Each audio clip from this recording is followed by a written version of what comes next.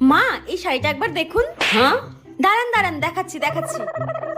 এই দেখুন একবার দেখুন। দেখি দেখি দেখি, কি সুন্দর লাগছে আমাকে। মা আপনাকে কিন্তু এই শাড়িটা পরলে খুব সুন্দর লাগবে। আপনার বিবাহ বার্ষিকীর দিন এই শাড়িটাই পরবেন। শাড়িটা কিন্তু বেশ ভালোই পছন্দ করে এনেছে, কিন্তু বৌমাকে এটা বলা যাবে না, নইলে মাথায় চড়ে বসবে।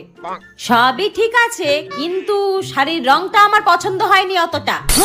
মা আপনার এই শাড়িটা ভালো লাগলো না? কি করে পছন্দ হবে? মনে তো হচ্ছে শাড়িটা তুমি ফুটপাত থেকে তুলে নিয়ে এসেছো। শাশুড়ি না, তুমি কি আমাকে দামি শাড়ি দেবে? কিন্তু মা এই শাড়িটা কিন্তু আমি নিইনি আপনার জন্য, আপনার মেয়ে পছন্দ করে নিয়েছে। আর টাকাটা যদিও আমাকে দিতে হয়েছে, কিন্তু পছন্দটা কিন্তু আপনার মেয়ে করেছে।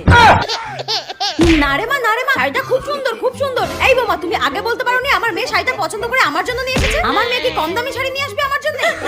একদম কথা বলবে না তুমি আমার সঙ্গে। সব সময় আমাকে অপমান করতে পারলেই বাঁচেন, তাই না? নিজের মেয়েকে এবার সামলান। এই জন্য বলে বেশি পাকামো করতে নেই।